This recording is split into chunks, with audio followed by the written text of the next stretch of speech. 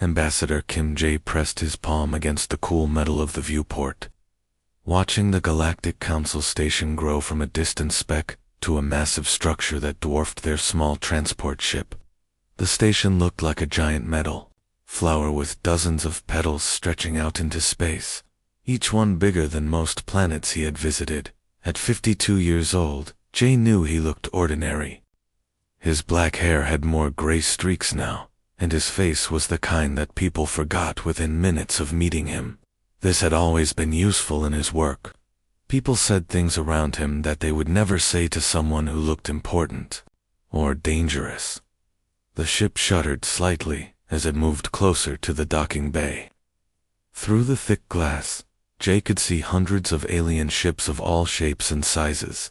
Some looked like giant insects made of metal. Others were smooth and curved, like eggs.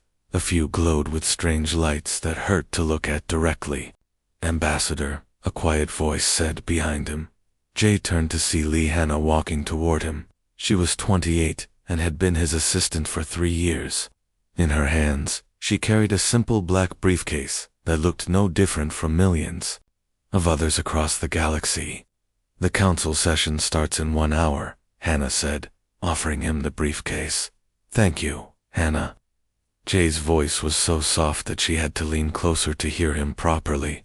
He had discovered long ago that when you spoke quietly, people paid more attention to your words. They had to work harder to listen, which made them remember what you said. The docking process took another 20 minutes. Jay spent the time looking out at the other ships in the bay. Most of them were at least 10 times bigger than the human transport. Some had weapons that could be seen even from the outside. Huge gun barrels and missile tubes that could destroy entire cities. The human ship looked tiny and helpless next to them. Its hull was plain gray metal, with no decorations or scary weapons showing. To anyone looking at it, Earth's transport vessels seemed like exactly what the other species thought humans were, weak and unimportant. When the docking was complete, Jay and Hannah walked down the ramp into the station. The air smelled different here, a mix of 100 different worlds and species all living in the same space. The ceiling stretched high above them, and the walls were covered with writing in dozens of languages that Jay could not read. The first aliens they saw were Crethari warriors. They stood nearly 8 feet tall and looked like giant lizards walking on 2 legs. Their skin was covered in thick scales that changed color from dark green to bright red, depending on their mood. Right now, most of them showed the orange color that meant they were feeling superior and confident. The Crethari wore heavy armor that made loud clanking sounds when they walked. Each warrior carried weapons that were bigger than most humans. They moved through the corridors like they owned the entire station, pushing smaller aliens out of their way without apology. Next came a group of Vorthok delegates. These aliens looked like enormous ants, but with 6 legs and 4 arms each. Their black shells reflected the lights from the ceiling, making them shine like polished metal. Their large compound eyes could see in all directions at once, which made it impossible to sneak up on them.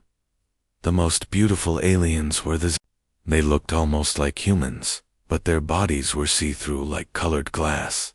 Light seemed to come from inside them, making soft blue and purple patterns that moved across their skin. They did not walk. Instead, they floated a few inches off the ground, moving as smoothly as fish swimming through water. As Jay and Hannah walked through the busy corridors, the aliens stared at them. Most of the looks were not friendly. Some aliens pointed and whispered to each other.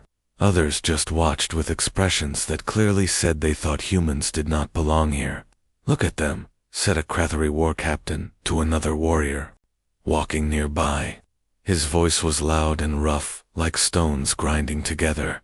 "So small, so weak. I heard their ships can barely travel faster than light, and their weapons. They still use chemical explosives like children playing with firecrackers." His companion laughed, a sound like metal scraping against rock. "Why did the council even let them join? They control what? 12 little systems. My war fleet could conquer all of human space in a single battle cycle. Jay heard every word, but his face showed no emotion. He kept walking at the same steady pace, his eyes looking straight ahead. Hannah glanced at him, wondering if he was angry or upset, but his expression remained calm and peaceful. The truth was that Jay had been preparing for this moment for 30 years. Every insult, every dismissive comment, every assumption about human weakness, he had expected all of it. In fact, he was counting on it. The other species saw exactly what they wanted to see, a small, quiet man from a small, weak civilization that posed no threat to anyone.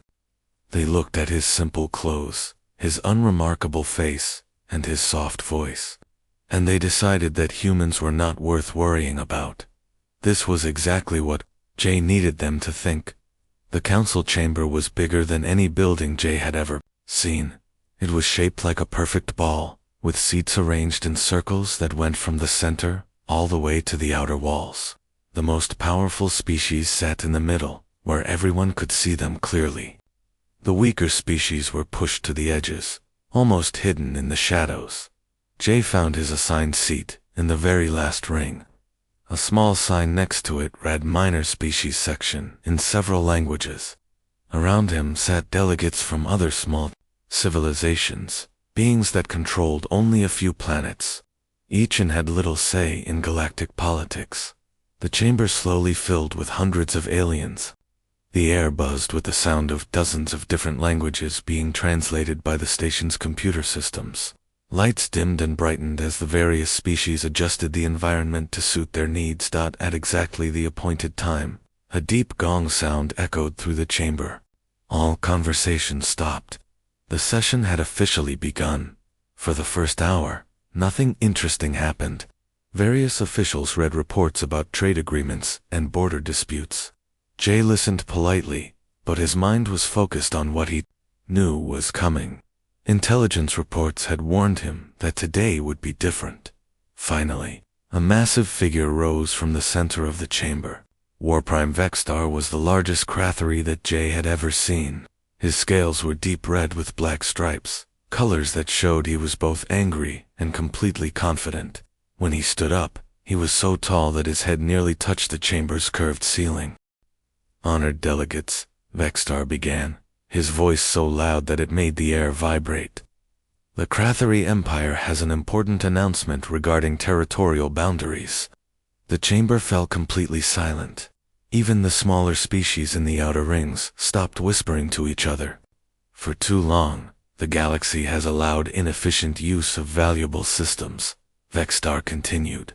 "The Kepler, Ross, and Tau Ceti systems contain resources that could benefit all civilized species. Unfortunately, they are currently controlled by ... He paused and looked directly at Jay. ... Humanity. Jay felt hundreds of alien eyes turning toward him, but he kept his expression neutral. "The Krathari Empire demands immediate human withdrawal from these 3 systems," Vexstar announced. "These territories lie within our natural expansion zone. Humanity has exactly 72 hours to comply with this demand, or face military action." The reaction was immediate. Delegates from the Vorthok Collective began clicking their approval, a sound like dozens of typewriters all working at once. The Zephyrian representatives glowed brighter, which Jay knew meant they were excited. Even some of the smaller species nodded their heads, or made sounds of agreement. Jay realized that this was not a surprise announcement. The other species had already discussed this among themselves. They had decided to divide up human space, and today's session was just making it official. "Does the human representative have any response?" Vexstar asked, his tone making it clear that he expected Jay to simply accept the ultimatum. Jay stood up slowly. His movement was so quiet and careful that the chamber's automatic systems had trouble detecting it. When he finally spoke, his voice was so soft that the translation computers had to amplify it, just so everyone could hear. "Honored delegates," Jay said, "I request a private session with the Leadership Council." For a moment, there was complete silence. Then Vexstar began to laugh. The sound was horrible, like two pieces of metal being scraped together over and over again. The humans wish to surrender in private, Vexstar said between laughs. How considerate of them to spare us the embarrassment of watching their pathetic pleading. Other delegates joined in the laughter. The Vorthok clicked faster, and the Zephyrians pulsed with bright, amused colors. Even some of the minor species delegates smiled or made their own versions of laughing sounds. Jay waited patiently for the noise to die down. When it finally did, he spoke again in the same quiet voice.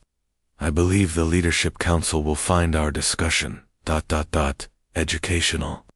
20 minutes later, Jay sat in a much smaller room, with only 3 other beings. Vexstar was there, still radiating confidence. Next to him sat High Processor Zelenith, the leader of the Vorthok Collective. Zelenith looked like a giant ant wearing a crown made of glowing crystals. The third leader was Supreme Mind Lyra of the Zephyrian Commonwealth. Her translucent body shifted between blue and purple colors as she floated above her chair. The room was designed for private meetings. The walls were thick enough to block any listening devices, and the door was sealed with multiple locks. Whatever was said here would stay here. Jay placed his simple black briefcase on the table between them. The 3 alien leaders watched with mild curiosity as he opened it with slow, deliberate movements. Inside, the briefcase was mostly empty, except for a single datapad that looked no different from millions of others throughout the galaxy. Before we discuss humanity's response to your ultimatum, Jay said, his voice still maintaining that same soft tone, I would like to share some information that we have gathered about your civilizations. He picked up the datapad and touched its surface. Immediately, a 3-dimensional hologram appeared above the table. But instead of showing human star systems or battle plans, the image showed something that made all 3 alien leaders freeze in shock. It was a perfect map of the Krathery home system. Krexstar Prime, Jay said, in the same conversational tone he might use to discuss the weather. Current population, 4.2 billion Krathery. Primary orbital defense platforms, 47. Secondary defensive installations, 112. He touched the pad again, and the image zoomed in on the planet itself. Your main planetary shield generator is quite impressive, Jay continued, though I find it interesting that there is a significant vulnerability in the North Polar region, where the power conduits are only protected by standard armor plating. The temperature in the room seemed to drop by several degrees, though Jay's expression remained pleasant and calm. Vexstar's massive claws shot out from his fingers without him meaning to do it. They were as long as kitchen knives, and twice as sharp. The War Prime stared at the hologram of his home planet floating above the table, his red scales turning darker with each passing second. How do you have this information? Vexstar demanded. His voice was no longer confident and booming. Instead, it sounded confused and angry. These defense details are known only to our highest military commanders. Even our own people do not know about the shield generator weakness. Jay smiled gently, as if Vexstar had just asked him about his favorite type of food. He touched the datapad again, and the image changed. Now it showed a different planet, one covered in massive metal cities that stretched from the surface all the way up into space. Vorthok Prime, Jay said in the same calm voice. Your quantum computation centers are truly impressive. The processing power of just one of your main facilities is greater than all of Earth's computers combined. High Processor Zelanath S4. Arms began to shake. His compound eyes, which could normally see in all directions at once, focused entirely on the hologram. The image was showing details of Vorthok Prime that were supposed to be impossible for outsiders to know. However, Jay continued, pointing to specific areas on the hologram. Your coolant system routing creates some interesting opportunities. All of your quantum computers need to be kept extremely cold to function properly. If someone were to disrupt the coolant flow in just the right places, impossible. Zeleneth's voice came out as a series of rapid clicks and buzzes that the translation system could barely keep up with. Our systems are completely protected. No outside species has ever been able to penetrate our security networks. We would detect any intrusion immediately. Jay nodded politely and changed the image again. This time, the hologram showed a planet that seemed to be made of pure light. Beautiful structures floated in the air without any visible support, connected by streams of energy that pulsed like heartbeats. And Zephyr, Jay said, as if he were showing pictures from a pleasant vacation. Your psychic resonance networks are absolutely fascinating. The way your people can communicate instantly across vast distances using only their minds is remarkable. Supreme Mind Lyra's translucent body began to flicker like a candle in the wind. The colors flowing through her form shifted from calm blues and purples to alarmed reds and oranges. We have learned, Jay continued, zooming the image in on 3 specific locations, that your entire communication system depends on these key nodes. Disrupting just these 3 points would cause what your own scientists call a cascading resonance failure. Your people would lose the ability to communicate with each other across your entire civilization. You cannot have this knowledge. Lyra's voice sounded like wind chimes caught in a storm. Our worlds are protected by psychic barriers that non-telepathic species cannot even see, much less understand. Your minds should not be able to comprehend our technology. Jay carefully closed the datapad and placed it back in his briefcase. Then he folded his hands on the table and looked at each of the 3 alien leaders in turn. His expression was still pleasant and calm, like a teacher about to explain something simple to his students. You have all made the same fundamental error about humanity, he said quietly. While your species were busy conquering new worlds and expanding your territories, we were doing something different. We were watching you. We were learning about you. We were studying every detail of your civilizations. He opened another section of his briefcase, revealing thick folders full of papers and data chips. Each folder was labeled with the name of a different alien species. Our ships are not fast because they do not need to be fast, Jay explained. They are invisible. For the past 60 years, human vessels have been traveling throughout known space, mapping every military installation, every trade route, every weakness that exists. Vextar's scales had turned almost black now, which meant he was experiencing fear for the first time in decades. You are saying that human ships have been in our territory without us knowing. Not just in your territory, Jay replied. They have been everywhere, inside your most secure facilities, orbiting your most protected planets, recording everything. He pulled out one of the folders and opened it, showing detailed blueprints and photographs that could only have been taken from inside Krathari military bases. We call it the Silent Survey, Jay continued. Every major civilization in the galaxy has been completely catalogued. Your assumption that humans are weak and primitive comes from only seeing what we have chosen to show you. Zeleneth's antennae were twitching so fast they were almost a blur. But why? Why would you do this? Why not use this information to conquer us?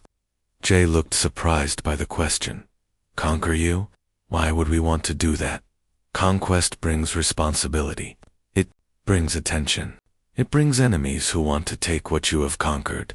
He gestured to more folders in his briefcase.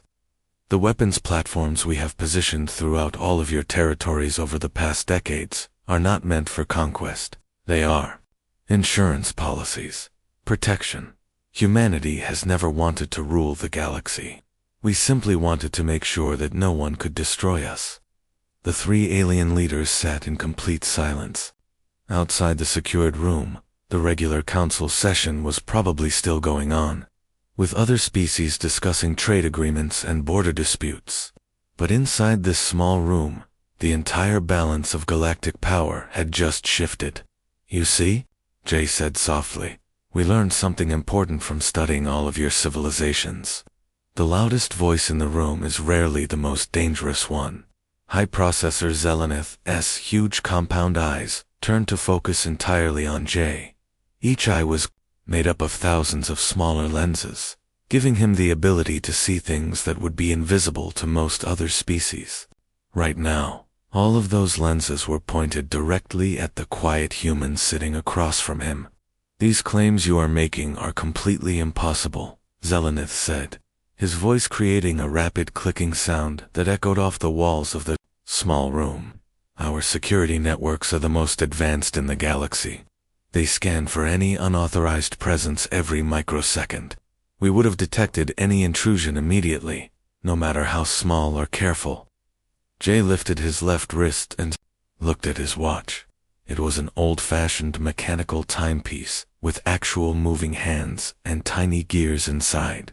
In a room filled with technology that could think faster than light and communicate across the galaxy instantly, the simple watch looked almost embarrassingly primitive. In approximately 30 seconds, Jay said, still speaking in that same .com/quiet voice, "Your homeworld's primary defense satellite will experience a brief power fluctuation. Nothing harmful, of course. Simply a small demonstration that our capabilities extend far beyond just observation." Zelenith's antennae, which had been twitching nervously, suddenly became very still. "That is ridiculous," he clicked rapidly. "The Nexus defense platform is our most protected installation. It orbits our homeworld and controls all of our planetary defenses. No outside signal can reach it. No foreign technology can affect it. Our systems are completely—" He was interrupted by a sudden loud buzzing sound coming from the communication device attached to his belt.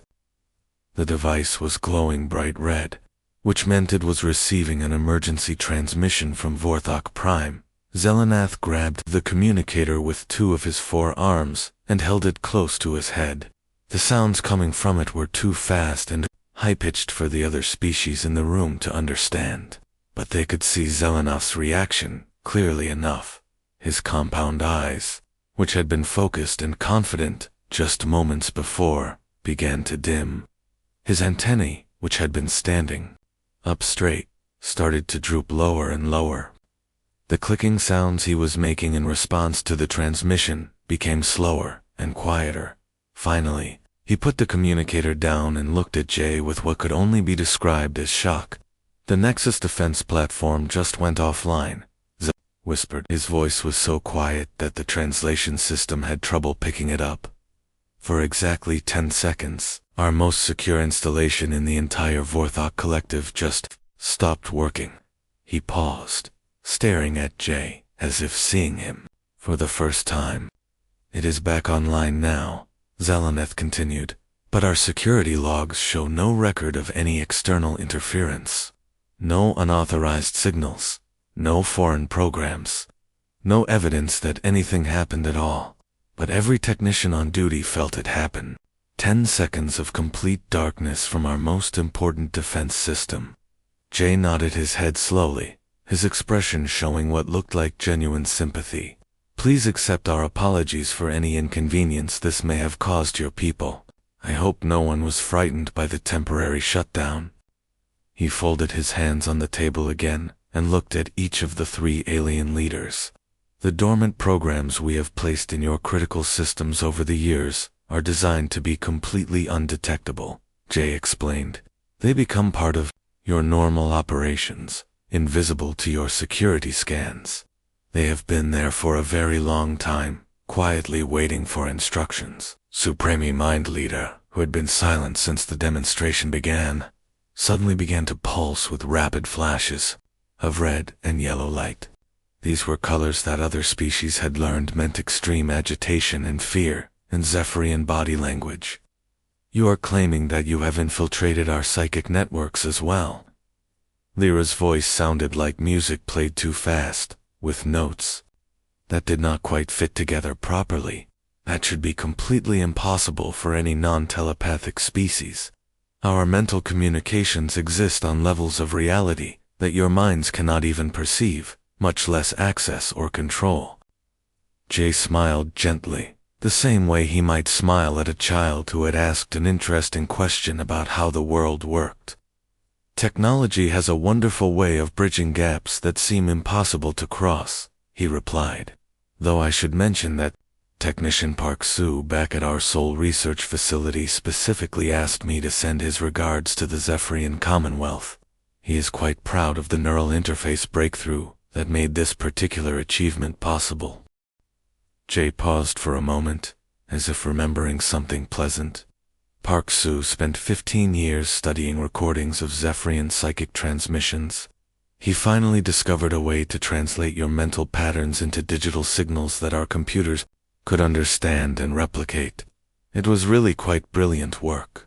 War Prime Vexstar, who had been growing more and more agitated throughout this entire conversation, finally could not contain himself any longer. His massive claws extended fully, and his scales had turned the deep black color that meant Krathri was experiencing pure rage mixed with fear. "What do you want from us?" Vexstar's voice was barely under control. Each word sounded like it was being forced out through clenched teeth. "You have demonstrated that you can reach into our most protected systems and do whatever you please. You have shown us that humanity has been watching and studying us for decades without our knowledge. You have proven that we are all completely vulnerable to your hidden weapons and programs." Vexstar leaned forward across the table, bringing his massive head closer to Jay's much smaller one. "So tell us, human, what is your price? What do you demand in exchange for not destroying everything we have built?" Jay's expression remained gentle and calm, showing no fear despite having several hundred pounds of angry alien warrior looming over him. "The same thing we have always wanted," Jay said softly. "To be left alone to develop in peace. To explore our own systems and grow our own civilization without interference from others. To trade freely with those who wish to trade with us, and to defend ourselves against those who wish us harm." He looked directly into Vexstar's eyes. "The only difference now is that you finally understand the true cost of threatening humanity." 2 hours later, the main council chamber looked exactly the same as before, but everything had changed. The same hundreds of alien delegates sat in their assigned circles, under the same bright lights, breathing the same recycled air. But the atmosphere felt completely different now. War Prime Vexstar stood up from his seat in the center ring. His massive form still dominated the chamber, but his posture was different. His shoulders were not pushed back in aggressive confidence. His claws were not extended in threat displays. His scales had returned to their normal green color, instead of the angry red they had shown earlier. "Honored delegates," Vexstar began, his voice still loud, but no longer booming with arrogance. "The Krathri Empire wishes to make an important announcement regarding our previous territorial claims." The chamber fell silent, just as it had before. But this time, the silence felt tense and uncertain, instead of excited and bloodthirsty. After careful consideration, Vexstar continued, "We believe that the galaxy would benefit from a new framework for interspecies cooperation.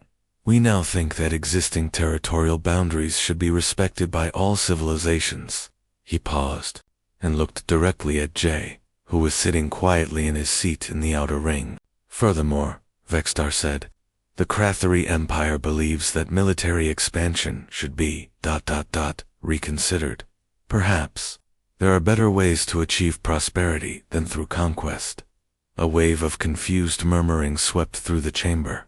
Many of the smaller species delegates looked around at each other with puzzled expressions. Just 2 hours ago, the Krathri had been demanding human territory and threatening war. Now their War Prime was talking about respecting boundaries and reconsidering military expansion. High-Processor Selenoth rose from his seat next to Vexstar. His forearms moved in a pattern that other Vorthok recognized as a formal gesture of agreement. "The Vorthok Collective fully supports these wise words from our Krathri colleagues," Zelenoth announced. His clicking voice was much quieter than usual, and his antennae were held at angles that showed respect rather than superiority. "We believe that peaceful coexistence and mutual technological exchange would benefit all species far more than territorial disputes and military conflicts," he continued. The collective is prepared to offer trade agreements and scientific partnerships to any civilization that wishes to work with us. Supreme Mind Lyra floated up from her position, her translucent form glowing with soft blue and green colors that indicated calm and peaceful intentions. The Zephyrian Commonwealth agrees completely with both the Krathari Empire and the Vorthok Collective. Lyra's voice harmonized through the chamber like distant music. We advocate for diplomatic solutions to all future disputes. Violence and threats should be replaced with understanding and cooperation. The chamber erupted in confused chatter. Delegates from dozens of species began talking rapidly to each other in their own languages, trying to understand what had caused such a dramatic change in the three most powerful civilizations in the galaxy. Jay stood up slowly from his seat. In the outer ring, the automatic systems detected his movement and amplified his quiet voice so everyone could hear him. Humanity greatly appreciates these thoughtful and wise proposals, he said, his tone as gentle and calm as ever. We look forward to many years of peaceful cooperation with all of our galactic neighbors. He sat back down, and the session officially ended a few minutes later. As delegates began filing out of the chamber, many of them stared at Jay with expressions ranging from curiosity to newfound respect. Lee Hannah was waiting for Jay outside the chamber doors. She had been monitoring communications during the session and looked both excited and confused. "Ambassador," she said, as they began walking toward the docking bay, "I have been receiving messages from representatives of all three major species. They are offering us trade agreements, technology exchanges, scientific partnerships, even defensive pacts against other threats." She looked down at her datapad, scrolling through message after message. Everything they were planning to take from us by force just a few hours ago, they are now offering to give us freely, plus much more. The Krathari want to share their weapons technology with us. The Vorthok are offering access to their quantum computers. The Zephyrians want to teach us about psychic communication methods. They walked past groups of alien delegates who stepped aside respectfully as Jay approached. Many of them nodded politely or made gestures of greeting that they had not bothered with before. Jay smiled as he watched their behavior. "Fear can be a powerful teacher, Hannah," he said quietly. "But understanding is even stronger. They finally comprehend that humanity's greatest weapon was never our technology, or our hidden ships, or our secret programs." "What was it then, sir?" Hannah asked. "Patience," Jay replied, watching as a group of Krathari warriors actually moved out of their way, instead of expecting the humans to step aside. While all of these species were rushing around the galaxy, trying to show everyone how strong and important they were, we took the time to truly learn about our neighbors. They reached the docking bay, where the small human transport ship was waiting. Its plain gray hull looked even more modest next to the massive alien vessels surrounding it. Knowledge, when it is properly applied, speaks much louder than any weapon, Jay continued, as they walked up the ramp into their ship. And sometimes the most effective way to use knowledge is to simply let others know that you have it. As the quiet dawn detached from the station and began its journey back toward human space, Jay stood once more at the viewport. The massive council station grew smaller behind them, but its importance had grown much larger. The galaxy would be different now, not because humanity had conquered anyone or destroyed anything, but because they had shown that sometimes the quietest voice in the room was the one that everyone should have been listening to all along. The ship turned toward home, carrying its soft-spoken passenger, who had just changed the balance of galactic power without ever raising his voice above a whisper.